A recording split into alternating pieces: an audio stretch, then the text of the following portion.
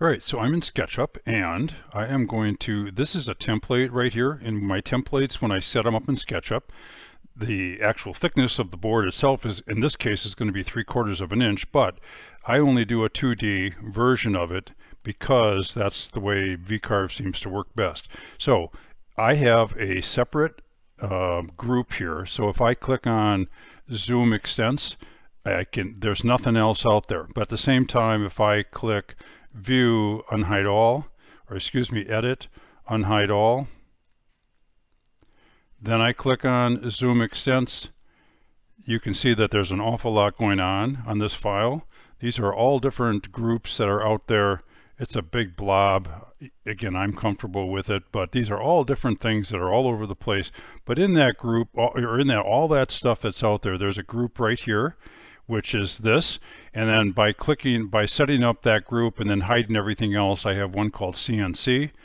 It automatically goes to the front view of that, and there's nothing else on the entire model that's not hidden right now. And again, I keep all of my CNCs typically in the same group, and then right now I can see that, but this is the one I want to focus on for this one. So I'm going to go inside the group, and I'm going to click on that. I'm going to control click on that one, control click, control click, control click. And then while I'm inside any one of those, I'm going to right click and I'm going to say hide. So now I've hidden all the other templates that are in there. It doesn't hurt that all the dimensions that for those are all going to be there. Again, I didn't delete them, I just hid them, right? But all that text and everything is all still there. Now I'm going to go down and just click somewhere else. So I'm now out of that group. But again, there's nothing else on this entire model right now that's going to try to work its way, squeeze its way into Vcarve. So now I'm going to do a file. I'm going to do a save as.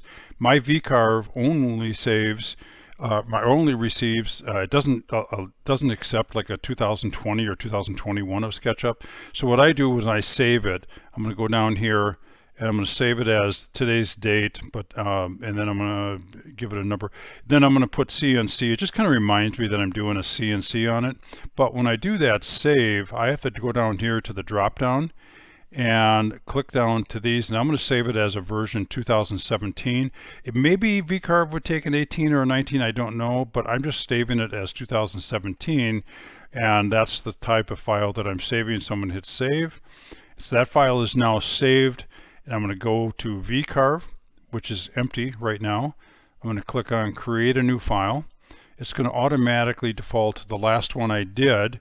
And this particular one, I have to even go back and look myself, but I want 5.5 by 11. This is going to be a template. So I'm going to go to 5.5 by 11. So I already have my 5.5, but it was set up as 24. I'm going to go to 11.0. And then the last one I did was a different kind of template. It was on 1/2 inch MDF. This one I'm going to do on 3/4 inch material. So I'm going to say 0.75. You can pause if you'd like to see whatever other settings I have there. I'm going to say OK. The next thing I'm going to do is go up to Import Vectors. Click on that. It pops open to the last drive that I used, and here's that one that I saved just a few minutes ago. I'm going to select that. I'm going to say Open. It's going to gyrate a little bit, and then it's going to ask me some questions. Again, you might want to pause just to see what I have set up here as far as defaults. I don't even know what they are. They work, so I'm going to say OK. And then when it brought it in everything. I don't want to click anywhere right now yet because I want everything to stay selected like it came in.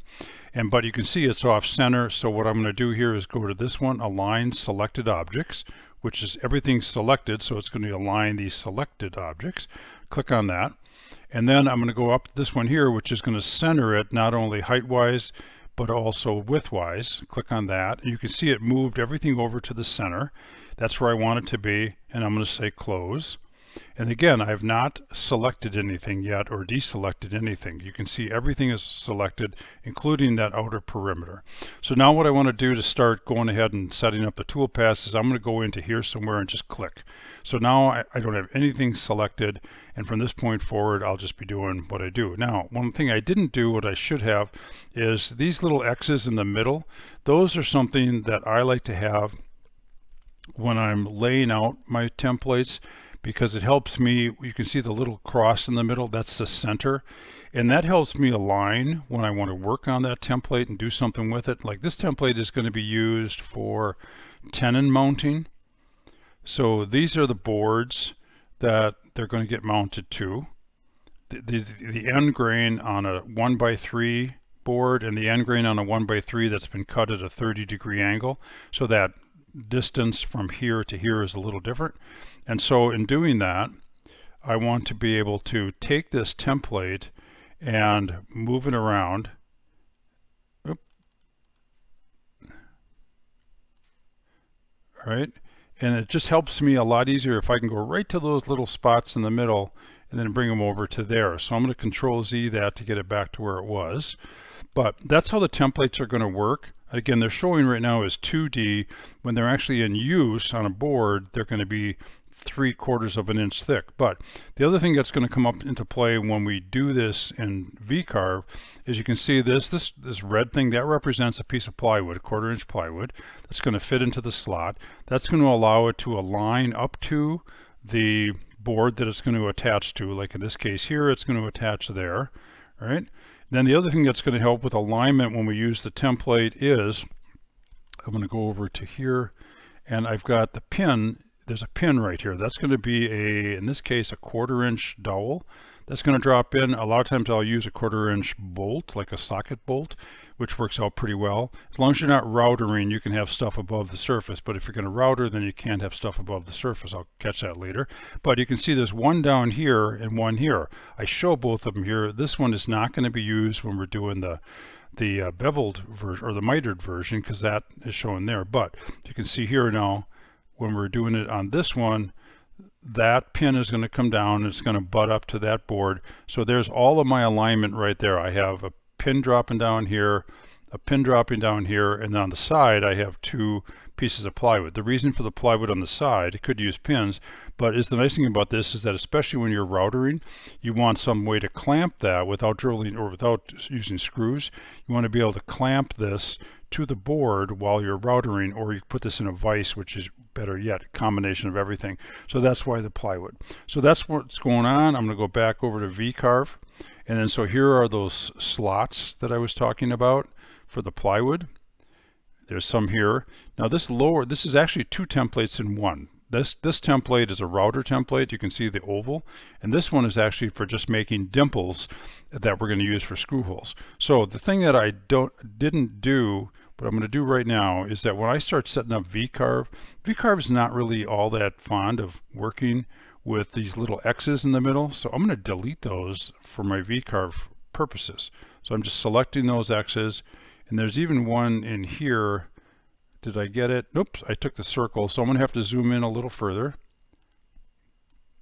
All right, and I'm getting rid of that, and I'm getting rid of that. Now I could have done this in SketchUp, but the problem with that is that then if I change this thing later, then I have to put those X's back in. So again, I'm going to zoom down to wherever I have some more of those X's. I put it on pause there to get rid of some of those. Didn't make you have to go through that. And then, okay, so now I think I've got them all. I'm going to go to zoom to drawing. Looks like I got all the X's. Okay, so now I just start setting up my template. Now, because I said this is a 2-part template, it's actually going to get cut in half. Instead of running a 5.5 inch by a 5.5 inch board on the CNC, I'm going to run a 5.5 by 11, kill 2 birds with 1 stone, create 2 templates, and then this center pin right here, which is the center of the board, it's at 2 3/4 by whatever, 5.5, right? Okay, that's a 1/4 inch hole that's going to go, and actually that's going to be my first thing that I'm going to select. So I'm going to select that. I'm going to go to toolpaths. I'm going to select that version of it. Again, this wood is 3/4 of an inch thick, and I want that to go all the way through. So I'm going to set my cut depth to 0.75. So this is the one I'm working on. And then it's a 1/4 inch hole, and I'm using a 1/4 inch bit. So my passes are set up to default to basically 1/8 of an inch. So it assumed that it needed to make 6 passes. I don't need 6 passes on it. And again, this is going to be PVC, so the router bit isn't even going to know it's going through anything. So I'm just going to change it to 2 passes. Now, if I were to change this template to hard maple, then I would definitely not use 2 passes. I'd probably go to 3 or 4. I'm going to give it a name, which is the center pin. And then I just remind myself that it's at 0.75 thickness. That way I can remember that later. I'm going to click calculate. And it's in there, you just can't see it. It automatically jumped over to that. It automatically downsized or the view. So now what I want to do is I want to go up to zoom. I'm going to start at the top. Again, this is 2 sections. So I do want to, sometimes I'm only going to run one at a time. I don't want to run the whole thing. So I'm going to do these, I'm going to break this whole thing down into 2 separate runs. So this first one is going to be the 3-hole Dimple version. So let's just go ahead and I'll select those 3 holes. They're a 1/4 inch, and I'm going to use a hinge bit in those when we set up the dimpling. So I want those to go full through. So I've got those at 0.75. Again, the passes defaulted to 6 passes. I don't need that. I'm going to drop it down to 2, just save time. And I have auto hide turned on, so that sometimes hides on you. And then this would be the 3 holes punch at 0.75, and then say calculate. Then I am going to, I've got those selected. I'm going to actually deselect those right now so I don't have anything selected. Now the next one I'm going to do is these guys here. These guys, I could have done those with the 3 in the middle, but because they're also 1/4 inch, but I like to keep them a little bit separate in case I have to change something later, fix something, whatever. So I'm going to do the same thing, 0.75. I'm going to change the passes to 2. I'm going to say OK, and then I'm going to call those align pins. Oops, align pins inner at 0.75. And then, because I sometimes do want to put a socket bolt in that jig, so again, let's look at here. Again, this is only 2D, but when I'm using this as a router, which is this one right here, what I'm going to want to do on those is I'm going to want to put a socket bolt inside the hole, a 1/4 inch socket bolt. Well, I need that head of that bolt to be below the surface, and that's why I have a separate 3/8 on the outer side. I don't need it so much over here when you're just doing dimples, but I'm going to go ahead and do that. So I'm going to go back to Vcarve. So now what I'm going to do is I'm going to select that outer. I'm going to hit shift and click to make sure I just have the outers on those. And on those, the tool path is going to be, I could do it as a pocket. This one right here, I could do it as a pocket toolpath, or I can just go right to profile toolpath, which is just the outer. I have it set up to do the inside on it. And then do I want to go down 0.25? No, I want to go down 0.375, 0.375, which is enough to hide the head, the socket head on a 1/4 inch socket bolt. Do I need 4 passes? I don't, because the inside is already cut out. I'm only going to just be doing an outer rim here, so I'm okay with 2 passes. Again, you got to make sure you don't change the order on that, though, otherwise that router bit's going to work pretty hard, although it's in PVC, so not too big of a deal. And then I'm going to go down to here, and I'm going to call it the guide pins outer rim at 0.25. Again, just in case I have to come back and check those out later, this helps me kind of remember what I've all got there. Then the next thing I've got is the plywood, and on those plywood, I don't like those to come to the surface. And so again, if we go back to here, you have to kind of use your imagination here that this is now 3D. Well, if you notice, I used the blue color. That reminds me that I really don't want to go all the way through. The pink or this maroon tells me go all the way through. So I've got maroon here. You can see the inner holes.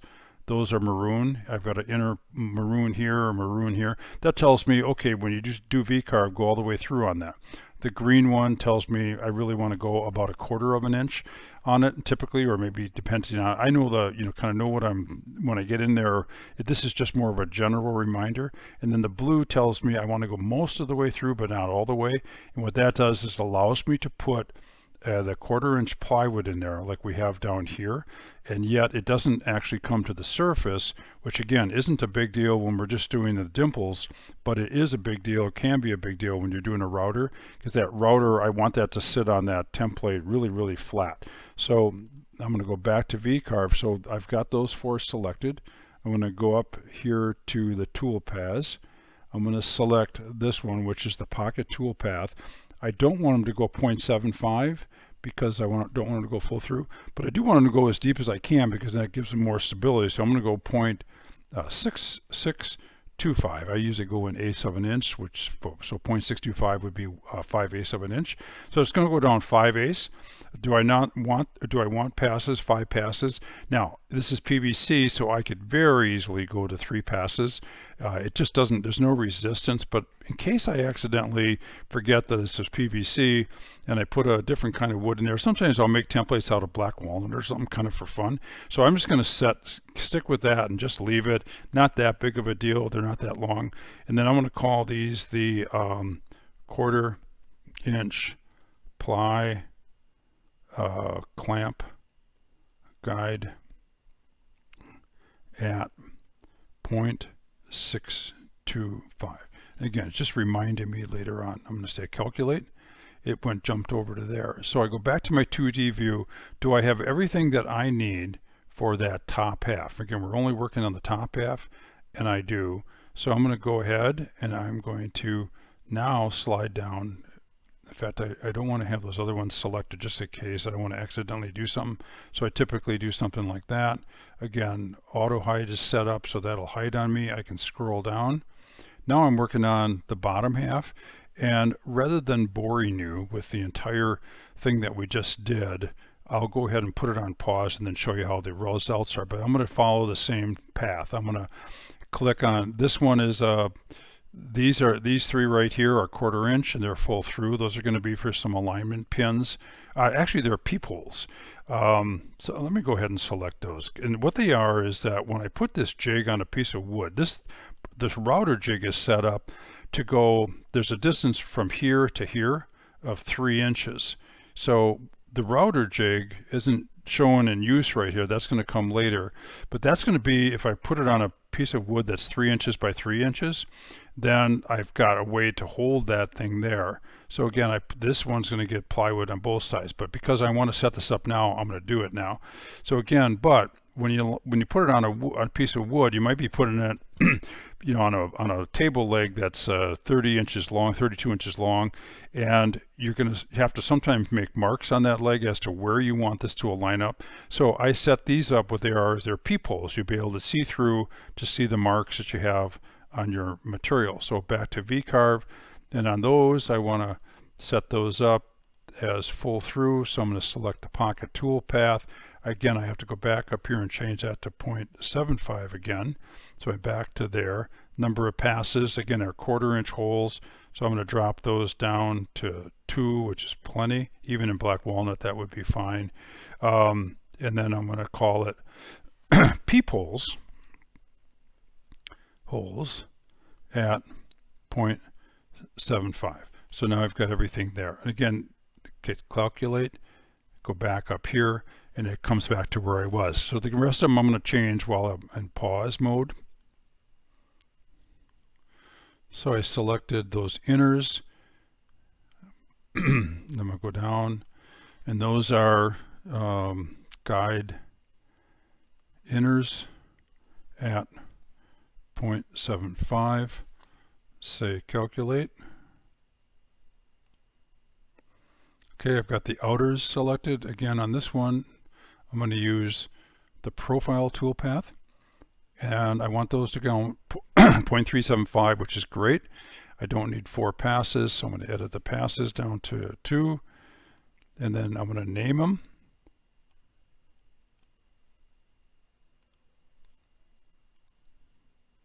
And those are guides outer at 0.375. I'm going to say calculate, and then I'll jump over to the tabs next. So I've got all those outers, plywood tabs. So then I'm going to say 1/4 inch ply guides at 0.625, calculate.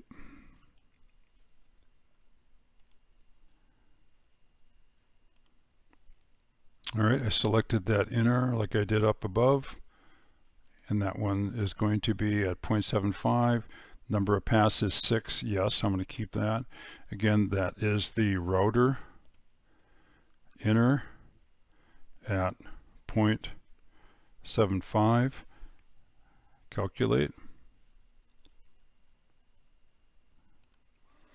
Okay, and I've got the outer selected. Again, it's really important that we always keep this after that inner, because now I'm just going to tell the router to make a run along that, and I want to make sure that this is always less than 1/4 inch, because otherwise it won't handle, the 1/4 inch bit won't handle it. So on this one I am using the 2D profile toolpath, and then I'm saying passes. I'm going to go ahead and I'm going to reduce that down to 3.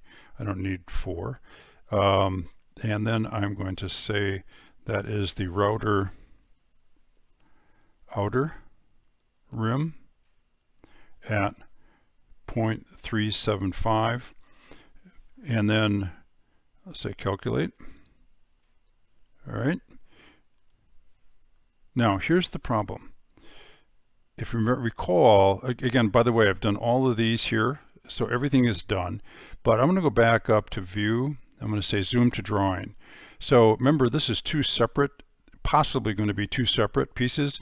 And by the way, this center pin is not only the center pin that I use for other reasons, but it also is where I would set the laser or the shadow on my chop saw to make sure I'm just cutting it in half. Not a big deal. Again, my jigs and my templates are rarely set up to use the edge of the board to put it up to the piece that it's going to work on. Instead, I don't trust that, because if the piece isn't in the machine, the CNC bed, right, then that can change everything from there on in. So instead, I always rely on pins or guides like this when I'm using the template guide. But here's the trouble. As I said, that sometimes I may only want to run just the upper half or maybe just the lower half. But if you look at my toolpaths, I didn't really kind of tell it. Yes, they're in order, like I went down to the center pin, the 3-hole, the align, and all that. But if I accidentally change those orders or change something else, okay, is it the top half or is it the lower half? So here's what I'm going to do. I'm going to take, and I should have done this earlier, but I'm going to go now to like this one right here, which is I basically call this the 3-hole or the dimple method. So let's just call it the dimple, 3 dimple. And then so that one I'm going to right click. I'm not going to change on the settings. I'm just going to say rename. And now I have the opportunity to rename that, and I'm going to change that to dimple, which tells me that, so it's the dimple center pin at 7.75. And then I'm going to go down to this one and do the same thing, and I'm going to keep on doing that, but I'm going to put it on pause right now, just I can just go ahead and make those changes. Okay, so I went through each one of these and I changed them. So I have the dimple set, which if I click on it, it's going to highlight that center piece up there. If I click on this one, it's going to highlight the outer, so I can just double check I've got my plywood. And then I have to scroll up. I've got the dimple, the center pin. Well, that's under both, basically. That's for all. I guess I could change that. And then I've got the dimple, which is the 3 holes. And then I get down to here and I click on router, and it goes down to this bottom half. That way, again, I can select just the upper portion, the dimple version. And as long as I don't select these, if I can go and I can select on preview, for instance, preview visible toolpaths, it's only going to do the toolpaths on those.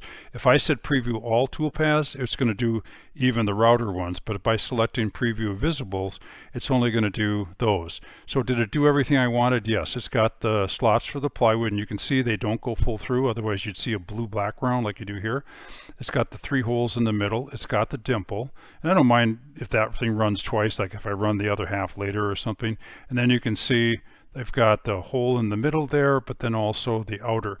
And the reason that there's 2 on one side, 2 on the other is that this is, again, this template is set up for a particular project, the MikroBench, and in some cases it's going to be used on a board that has a 30-degree miter on it, and because of that 30-degree miter, the tip of that board comes out further, so that's going to butt up to this one here.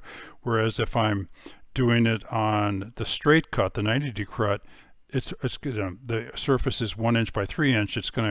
This is going to be the guide. Plus, it's kind of nice if I can put another pin on there, and it just really holds it tight. I don't even have to clamp a lot of times. So that's why the separate ones. I've got that. So then I can go ahead and save that. Again, it did unselect or deselected all those. So I'm going to select that Dimple. I've got those 5. Say close, and I'm going to say for toolpaths, save toolpaths, and I'm going to call that Dimple only. And let's name it a path, but let's see, this is jig number 1. I can't use the number because it's a file format issue, right? Jig 1 Dimple only, and I'm going to save that. Now I'm going to go ahead and I'm going to deselect, and this time I'm going to select just the router versions, but I do want that 1/4 inch pin up there. Again, might not be a bad time to name that, and I'm going to rename it rather. I'm going to rename it as both.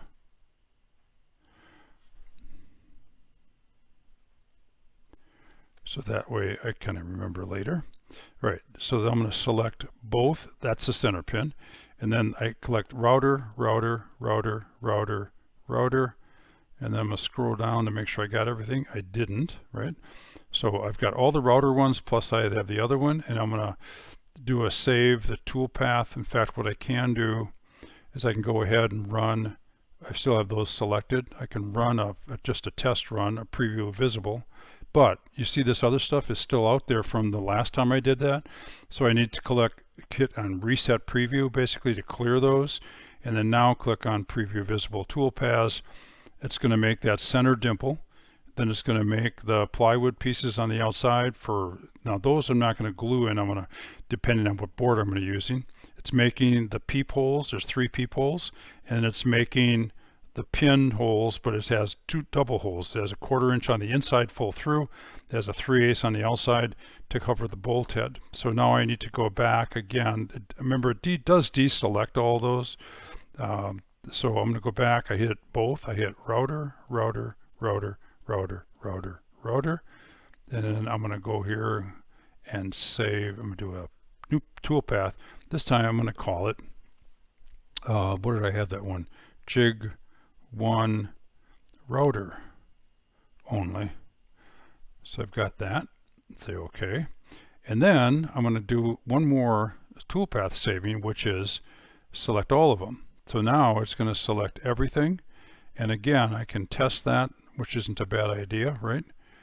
So because those ones are still out there from before, I'm going to reset the preview. And now I've got all those selected, preview visible toolpaths. So this would be if I put a 5.5 inch by 11 inch board in there, it's going to do both of them. Again, I would still use a 5.5 by 11 board when I run one or the other, because it's still going to want to find the center, but it'll only run those. And again, there's various reasons for that. I won't go into that now, but sometimes I need to do a rerun, or I want to test whatever. So again, I need to reselect everything, and I'm going to close on that. I'm going to go up to my save toolpath icon. I'm going to save the toolpath. This one I'm going to call Jig 1, and then that would be both. Route and Dimple. Just anything that works for file naming. Say save. And so now I have 3 toolpaths. I have 1 CRV file, so I'm going to do a file. I should have done this earlier. Save as. And then I'm going to call this is the CRV file now. This has everything in it. So jig1, both, and then it's going to be Dimple and Router. And then I usually try to put a date on it, and today is the year is 22 dash, the month is 2, so 02 dash, and then the date today is 05, and the version is -01. So that's my method of saving the date, and then I can implement from up there, or increment from up there. Okay, so now I have my files are saved, and then I'm going to go to the drive. And I have a thumb drive already in there, and on that thumb drive I have a bunch of files already. I have 1 other tap file, and that's the jig, and I should have probably named that a little different, but that's a different jig. That's a longer one that's 5.5 inches by 24. That's for something else. In fact, what that is if I go back here to here, it's this one here. So right now we're working on this one, but I also have this one on the same thumb drive because I'm going to run those later. So I probably should have named those a little better, but that's for nothing that we have to deal with right now. I don't want to do a rename. So what I want to do is I'm going to go to my documents. I'm going to go to where I kept that file, which is under tables and benches. I want to go, it's the MikroBench one, and these are the ones I just saved. So it's 739, it's 738. I saved the jig Dimple only, and I'm going to control click on jig 1 router only, control click on that. You can see I'm selecting a couple of them there. And then just to have I don't need these on the thumb drive, but just to have a backup, because I'm not on any other way to back up right now this file. So I'm going to click on that, and that way I'll actually be transferring that over to the thumb drive, even though you don't need it there. And then I'm going to right click, since I'm on all those, I'm going to say copy. Now if I go to my thumb drive, you can see again I have those files out there. I'm going to right click here, and I'm going to say paste. So it pasted all those. So on this I'm going to order them by type. I have 2 CRV files, which are the 2 that we just did. I have 4 tap files, which will get a little more confusing when I'm on the CNC machine because it's like a DOS type of screen, but I'll know which is which. I actually saved the SketchUp file again as a backup, and then when I'm doing these screen captures I like to save it so it's not just on my computer, but I have a backup of that as well. So now I have everything there. I'm going to close out on that, and then I'm going to go down to my eject. I'm going to tell it to eject, which it did, and basically we're done. I now have a thumb drive with all the files on it I needed to run these templates. So there you go. Thanks for your attention.